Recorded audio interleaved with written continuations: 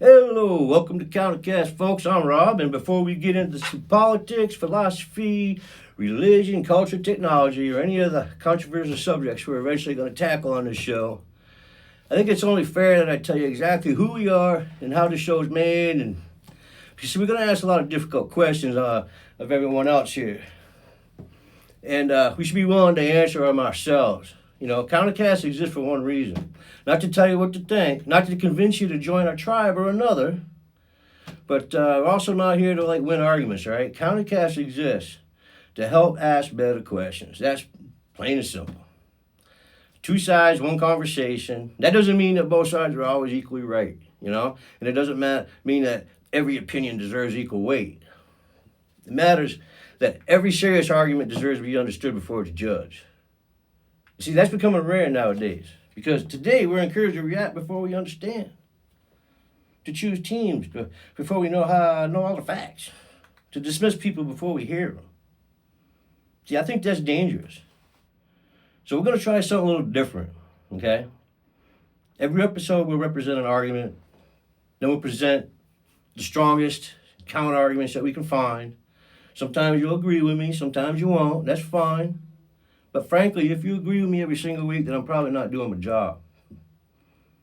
Because, see, a good conversation makes everyone a little uncomfortable, including me, So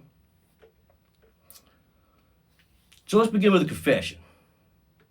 Some of this episode was written and helped by artificial intelligence. Not secretly, not accidentally, not because I don't know how to write. See, I chose to use it. And I wanted you to know that before we went any further, right? Because, see, now for some people, that sentence immediately changes how they'll hear everything else I say. Some will think that that's dishonest, right? But some will also think it's lazy. Others will also think it's the future. And this interesting part isn't which side you're on, right? The interesting part is why. See, that's what CounterCast is all about. Not the conclusion, but the reasoning, What AI actually does for me, well, here's how I use it, all right? I don't ask AI to write what I should believe.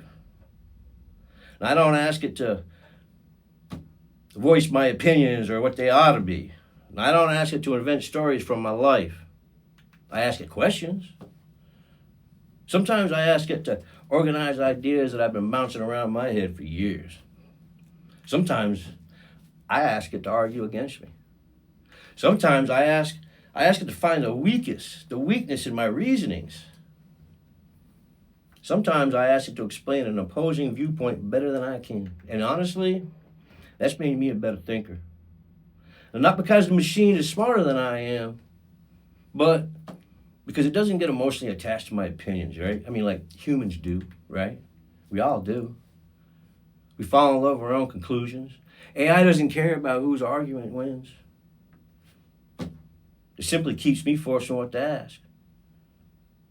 Is there a better way to explain this? Maybe that has value. Now, the strongest argument against AI, let's be fair, right? Because the people who criticize AI aren't all wrong. Some creators are absolutely using it poorly. They're generating fake expertise. They're inventing life experiences. They're creating articles that they never fact check. See, they're making videos they barely understand. And see, that's real, guys. That's a problem. Because if someone lets a machine replace their thinking, see, they've stopped creating. And they started copying, right? That's not what this show's about. The CounterCast will never ask AI to replace judgment. We'll ask it to challenge judgment. See, there's a huge difference, I mean, podcasting has really never been pure. Let's talk about something for a minute because nobody else is going to want to admit this. Podcasting has never been completely spontaneous. Some hosts have a team of writers, Some of the people that I actually watch and got I got a little bit of inspiration from. They all have a team of writers doing everything for them. I'm doing everything. Me and Terry, we're doing everything here. You know, we're doing like the job of 5, 6 people. We're writing it, producing it, directing it, all that stuff. So AI does help. But a lot of people, they also rehearse every damn joke that they put on their TV too also, right? Some record the same introduction 5 times. Some edit out every awkward pause, right? See, we're doing this live. See, if I screw up, I'm doing it right in front of you. Some read from teleprompters. I do. I'm 60 years old, man. I almost 60. I don't remember half the stuff I say yesterday. But, a lot of these people, that's all their job is reading from a teleprompter. All right, but maybe they don't have any substance in it. They're just reading it, That's why I think Jesse Waters does really good, because he's really good at reading a teleprompter. But some have producers feeding them questions through an earpiece, too. So I ain't got there yet. maybe someday I'll get to that point. Who knows? Maybe when I have a guest, I have somebody fact-checking them live, But see, nobody complains about those tools, right? Nobody says, oh, that's fake, but introduces artificial intelligence, and then suddenly authenticity becomes the conversation. But why, right? I think it's because AI is visible. It's new. It's unfamiliar. Now, every generation fears the newest tool, right? I mean, people fear the printing press. People fear radio. People fear television. People fear, oh my God, they fear the internet. I remember back in the 80s, back in 1986, when the internet came out. Oh, maybe it was 88 or 89. I remember, I was writing code in the military to do rosters for everybody, for 300 people on a platoon in the company. Yeah, AI, the internet was like the scariest thing of the time. I remember how everybody was talking about the internet's against religion. It's the devil. It's evil. And all of a sudden, you can't live without it, right? It just takes people to take that concept and break it into your brain a little bit at a time until it becomes familiar, and then it's okay. And I think that's what's really happening in the world today. People fear the internet. Now people fear AI, and I get it. But see, history doesn't repeat exactly, but it certainly rhymes. You get what I mean? But see, here's where I land when it comes to authenticity and how real it is. You see, authenticity doesn't come from typing every word yourself. Authenticity comes from ownership, right? If I stand behind every sentence, it's mine. If I defend every argument, it's mine. If I make a mistake, it's mine. Unless I can blame it on Terry.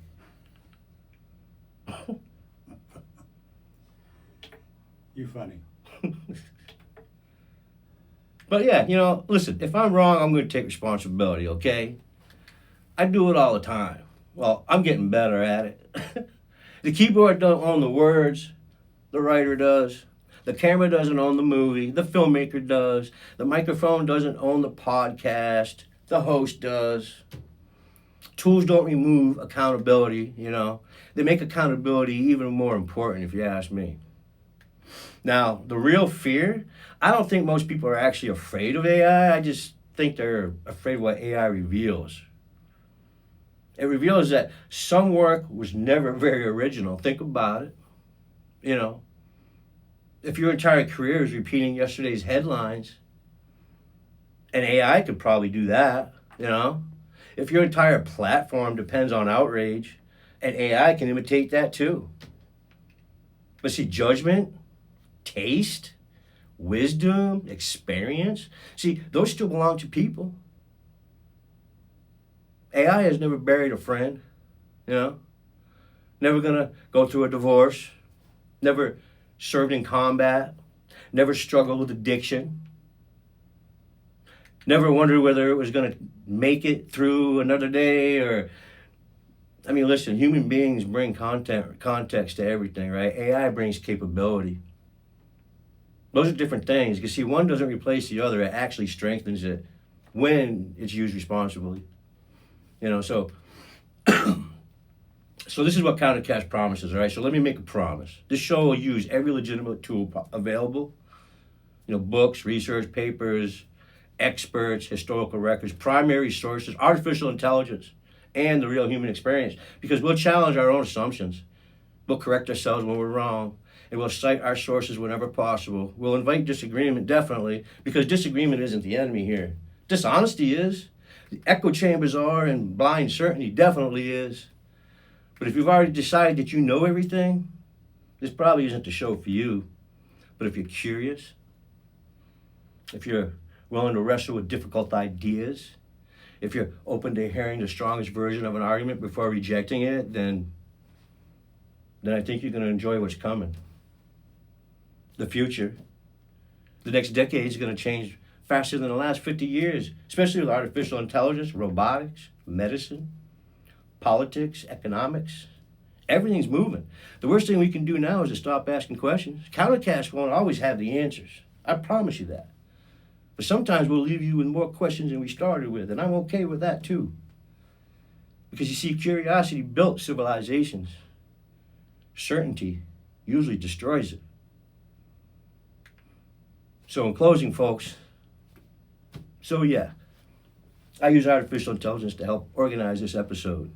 And I use decades of a life experience, books that I've read, mistakes I've made, questions I've been asking for years. See, the machine helped me shape the conversation. It didn't give me the conversation. See, that part's still human. Maybe that's where the future really is, right? Not humans competing with machines, but humans becoming better because they're willing to use better tools. We'll see. That's the point. We're going to ask the questions together, folks. And sometimes we're going to agree and sometimes we won't. But we'll always try to understand before we judge, right? Because see, that's what CounterCast is. Two sides, one conversation. And I'm Robb. Thanks for listening, folks. And I'll see you on the next episode where we get together and talk about the tough problems. Let's get to work. I'll see you again. Good day, folks. I faded out to black just a little bit before your last little words there. What happened? I think I faded to black just before your last little sentence there. Okay. I think we can get out clean. Just Yeah. It's fine. Yeah. It was a good out point. Okay. Yeah. All right. Sorry. Again, if we got to do it again, we got to do it again. It's not a big deal. Yeah, it looks different. I mean, when you look at, you're looking down at. Yeah. Yeah. So you have to figure out if you want to keep that one or not. Well, I think once I get this fixed, we're going to redo it. Yeah. But I got it to put out to at least get people's watching it. Right. And then we'll do, so the next time we get together, Right. I'll pump out this one, the PSYOP one, and then, Right. I mean the manifesto one, we already got the PSYOP one. Yeah. This manifesto one with the AI, we'll do that one. And then I'll do another one. I want to do the racism narratives in film. Okay. Gotcha. We'll do that one together. So we'll do those two next week or Okay. whenever we get Yeah, together. yeah. I know this weekend yeah. I got that reunion in Ohio. It's a 6.5 hour drive. Oh, wow. So I'm going to be busy. So I'm going to be maybe if we can do it like next Thursday or Wednesday or Thursday in the week next week, or whenever. Yeah. Well, the next time, whenever. You, man. Yeah. Okay. Because if I can pump out 2 episodes a week, to me that's worth $100 to get that done. No freaking editing. We'll worry about that shit when we get to it. Okay. I want to kind of like, I think watching you, and maybe when you're not here, I can just actually literally just sit down like that, Mm-hmm. and just like have Trevor just like help me step by step. Right, what do I got to do? What do I Yeah. click? Yeah, Just physically touch it and do it, and just learn it, and then that way when you're not here, if you get sick or something, I can always go in and do shit too. Yeah. But I also want to be able to. I want to know like how to put the graphics, and I want to be able to. Yeah. I want to set that up for you, so everything is just the workflow is just. Right. Yeah. Exactly, man. Yeah. So I can do that for you. That's not a problem. I just need to do it. That's all. I just need to learn to do it. Yeah. Instead of talking about it. Yeah. It's the fear. It's the